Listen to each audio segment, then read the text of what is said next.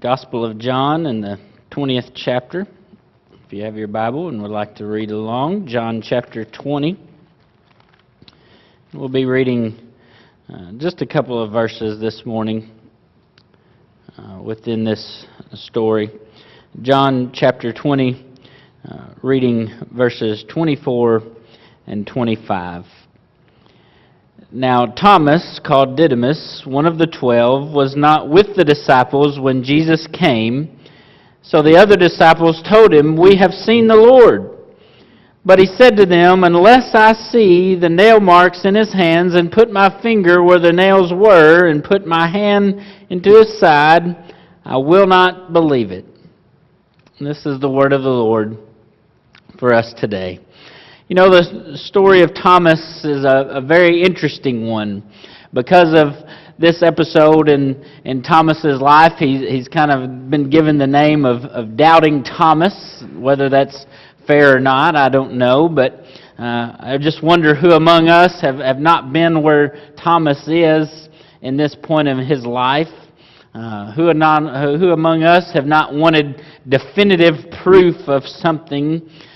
We want to see it before we'll believe it, whether it be the actions of someone who's trying to tell us something, convey something to us, or whatever it would be. We want to see proof of something, and that's what Thomas is asking for here. But this week I've come to see something else in this story from Thomas. And again, what's happening to Thomas here in this is something that's happened to all of us before, and that is to say what's taking place, a tragedy in the life of Thomas. In this particular case, losing a loved one. Well, we find that that's an experience that's common unto man, right? We all go through periods of tragedy. We all go through times of uncertainty in our lives, and whatever that tragedy may be in our lives, if it's losing a job or losing a loved one or whatever, you fill in the blank of what your tragedy might be, your times of uncertainty might be in your life. But the question becomes, how do we respond in those times of tragedy? Those times of uncertainty in our lives. How do we respond in it? And for Thomas here, well, Thomas gets stuck in the middle. And what do I mean by getting stuck in the middle? Well, let's just do a quick little recap of the events that lead up to this particular time in Thomas's life, that he utters these words that, "Unless I see the nail marks and put my fingers in where the nails were, all this, I won't believe it." What led up to all of this? Well, as we've talked in recent weeks, Jesus had made his way back to Judea, back toward Jerusalem, back into the area controlled by those who wished to do him harm. Despite the objections of those who traveled with him, Thomas and others, he came anyway, knowing that his hour had come, knowing that this is what he came to do. But before reaching to Jerusalem, he came to the town of Bethany at the request of his dear friends Mary and Martha, whose brother had just died and had been in the grave for 4 days. And Jesus calls out to Lazarus, even there in the tomb, and Lazarus comes forth from the grave. Jesus gives him new life, and because of this miracle, many are drawn to him. And yet, even with that miracle, though the resolve of the Jews who sought to do him harm was even greater now, because they could not deny this miracle that had taken place. And so even as Jesus rides triumphantly into Jerusalem with many shouting praises because of him, others plotted all the more for his execution. And we know that they succeeded. On Friday, Thomas, along with the other disciples, watched from a distance as Jesus was crucified. They watched as he died there on Calvary. They watched as he was taken down and he was placed in the tomb. What a place of agony it had to be for for all of those who knew Him best, for those who had dedicated their life to following Him for what would have been 3 years of their life, spending every moment with Him. For those who believed Him to be the Messiah sent from God to deliver them from oppression, to deliver them. They watched Him die. For all that's written about the days leading up to this, that Thursday, the Last Supper, the arrest, Friday, the day of the crucifixion, and then on Sunday, the day opposite that, the day of the resurrection, we find the day in the middle, that Saturday, we find little to nothing mentioned about it, do we?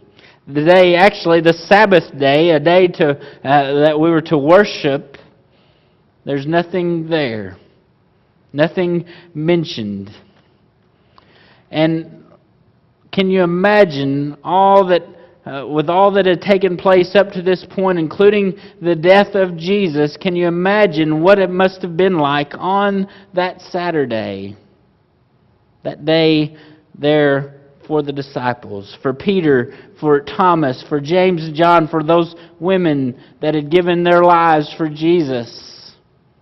They had to have slept, little as it may have been, out of just pure exhaustion from the events that led up to this. But I can't imagine it was a good sleep. And as they awoke on that Saturday morning and began to stir for the day, I can't see them wanting to do much of anything, can you? You know what it's like when tragedy strikes you, punches you right in the gut. You lose a loved one, or you lose a job, or financial crisis, your marriage is falling apart, whatever it might be. Something comes and just rocks your world. Do you feel like doing anything at all? No. And can you imagine what's going on in the minds of these people? Almost a numb feeling as tragedy strikes these people on this day. And yet, yes, Sunday's coming, but they don't know that. They don't know that. Oh, Jesus told them it was coming. Remember, we already talked about they didn't remember that. They didn't realize that. It didn't click in their minds. They didn't catch it as Jesus taught them on this Saturday. That didn't register with them. Saturday here is a day of despair. A day in the middle. A day caught between the start of a tragic event and a conclusion that's sure to come, but we don't know when. And that's the thing. We never know when, or we never know how long the middle will last, do we? We never know how long we're going to be in the middle of whatever tragedy we're in the midst of. I can't help but think of Abraham in this. Perhaps we could look at several examples in his life, but the one that comes most to mind is when God asked him to do an extraordinary thing. He had just given him a son that he said would be an heir to all generations, that would bless the whole world through this child. And then God tells him to go sacrifice that son. But he doesn't tell him to do it just right next door. He tells him to go to a faraway place, a place that would take a 3 days journey to get there. But Abraham packs up and goes. And can you imagine being in the midst of that journey? What's rolling through his mind? The middle of that trial in Abraham's life lasted for 3 days. Of course, that third day, God did send a lamb. He didn't have to sacrifice his son. God sent the sacrifice for him. For Jonah, it was 3 days in the belly of a whale. For Mary and Martha that we mentioned earlier, it was 4 days as they waited for Jesus, that they saw no hope for their brother who was gone. For Jesus being tempted in the wilderness, it was 40 days that he felt all alone there, in the wilderness as Satan kept coming after him over and over and over. For Noah in the ark, it was 40 days of constant rain, day and night. And then it was another year, or a year total anyway, of being cooped up in this ark with the floodwaters over all the earth. For the children of Israel, it was 40 years wandering in the desert. That's a long time to be in the middle of despair, of tragedy. We never know how long it's going to last, do we? But Sunday's coming. For Thomas, what do we have? Well, we know the rest of the story to make Paul Harvey proud. The rest of the story is that Sunday did come. Christ rose from the dead. He did rise from the grave. He was resurrected and He lives forevermore. But on that first resurrection evening when Jesus comes to His own, He comes to His disciples, Thomas was not there. He was absent.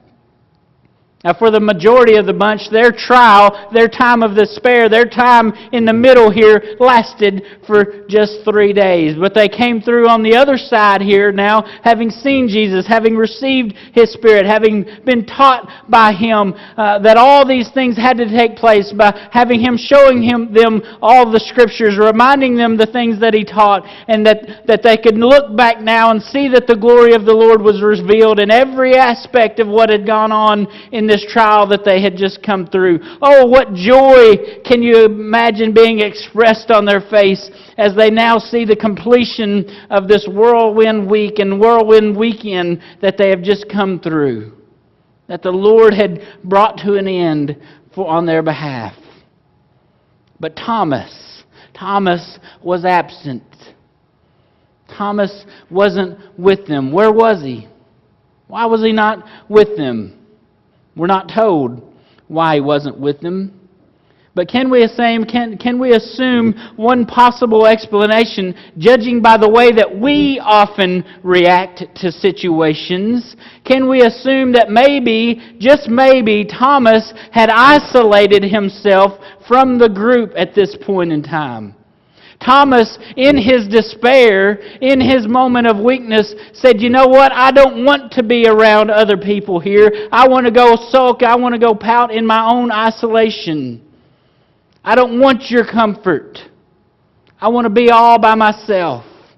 I don't want the mutual support of the company and the comfort that comes from being others who are going through a similar situation. Just leave me alone. Can we assume that maybe Thomas was doing something like that? Do we do things like that? No. We don't ever do that, do we? But maybe Thomas had isolated himself from the group for this evening. Whatever his reason for not being there with the disciples at this point in time, he missed the fellowship with the resurrected Christ. But when they do come back together and Thomas is told what had taken place, look what happens. Despite what would be here 10 eyewitness testimonies, 10 joyous faces exclaiming good news of great joy that the Savior had risen, 10 pair of eyes that saw Him, 20 arms that had wrapped around Him in an embrace, in a warm embrace, 10 heads that had bowed down in His presence, Thomas refused to believe. Despite overwhelming testimony that the trial of their life had now ended, the trial of their life which included Thomas, that he was in as well, just as they were, it was over for all of them, but Thomas remained stuck in the middle. He refused to believe that it was over. He couldn't get past Saturday. He couldn't fathom, it didn't make sense in his mind that somehow someone that he saw die was now alive again. And unless he was able to see with his own eyes and touch with his own hands, not the eyes of his friends, not the hands of his friends, but with his own eyes, his own hands, he wouldn't believe. How many of us get bogged down in the middle? How many times do we get stuck in the despair, in the sadness, in the heartache, and we refuse to be comforted by those who have seen the joy on the other side, who have known the presence of God and are now beginning to share it with us? How many of us refuse to accept that good news because we're stuck in the middle? No matter what kind of trial we go through, whether it be the loss of a spouse or a child, or whether it be cancer or illness, or whether it be the loss of a job or a rocky marriage or a strained relationship, or evils that no one wishes to even speak of, in the middle of it, we find pain and we find agony, and it's all too real, isn't it? And we find sorrow that we think that nobody else in this world can understand what I'm going through. And we're in the midst of those trials. We're not sure if we'll ever see the light of day again. And we wonder if even God is listening to us, for His voice too seems to be silent there in the middle. Yes, the middle is a hard place to be, but Sunday comes. The promise of life comes. In fact, it has come already. For Thomas and the disciples, it came. The others were there and they saw and believed. Thomas refused to believe their testimony, and he chose for himself to remain in the middle for another whole week until Christ came and he was able to see for himself. But you see, Thomas he chose to remain there a week longer than he had to, in the middle. But I want you to notice the words that Jesus says to Thomas here in verse 29. He says, "Because you have seen me, you believe. Blessed are those who have not seen and yet have believed." Blessed are those who trust in the Lord, that He works all things for good for those who are called according to His purpose. When we're stuck in the middle, that is when our faith is most important. We may even know the outcome that is going to come, the outcome of the trial that will what it'll surely entail, such as the coming death of a loved one. But it is our faith that carries us through the middle to the coming victory, to deliverance. And even in the middle, we can find peace and assurance when we turn to the Lord. I can't help but think of the proverb that says, "Trust in the Lord with all of your heart and lean not on your own understanding." We saw it with the disciples on Palm Sunday. We saw it with the women on Resurrection morning as they went and saw that the stone had been rolled away. We see it with Thomas now. When we're in the midst of the trial, when we're in the middle of the battle, when we're in the middle of a situation, we often do not understand what's going on. We can't understand what's going on. We cannot fathom in our limited understanding what we're going through. And it's especially in those times when we're stuck in the middle that we have to learn to lean not on our own understanding or our lack thereof, but we have to learn to trust in the Lord, that He will see us through to the other side, that our faith in those moments will grow stronger when we trust in the Lord all the more, that He will lead us and that He will guide us and He will shepherd us through to the other side. He'll bring us through whatever we're going through. But notice too that the other disciples were there to minister to Thomas. They had been delivered. They had received the victory, and yet Thomas refused their comfort. Why do we think that all of our ails are only unique to us? And we refuse the comfort of those who have gone through similar situations. We refuse to get out of the middle. But the glory of the Lord has been revealed. And it's there to see if we'll just open our eyes. You might be here this morning and you're stuck. You're stuck right in the middle of some trial in your life. And you can't see a way out of it. You can't see your way around it. You can't see your way through it. Now is the time. Today is the day to get unstuck. To trust that the Lord will see you through it. Perhaps you're here and you've already been through a trial. You've received the victory. The resolution has already come, but it's left you bitter. It's left you angry, and you're stuck in the middle. You refuse to receive that victory, even though the Lord's already granted it. Don't remain there. The Lord wants to bring you full into the sure assurance of His promises. The sure promise of His victory. The full joy of life in Him. Trust in the Lord today. Trust in Him today. As we sing our closing hymn this morning, some of you here may need to just come pour your heart out to the Lord. Don't waste that opportunity to come get unstuck. Would you do that as we sing?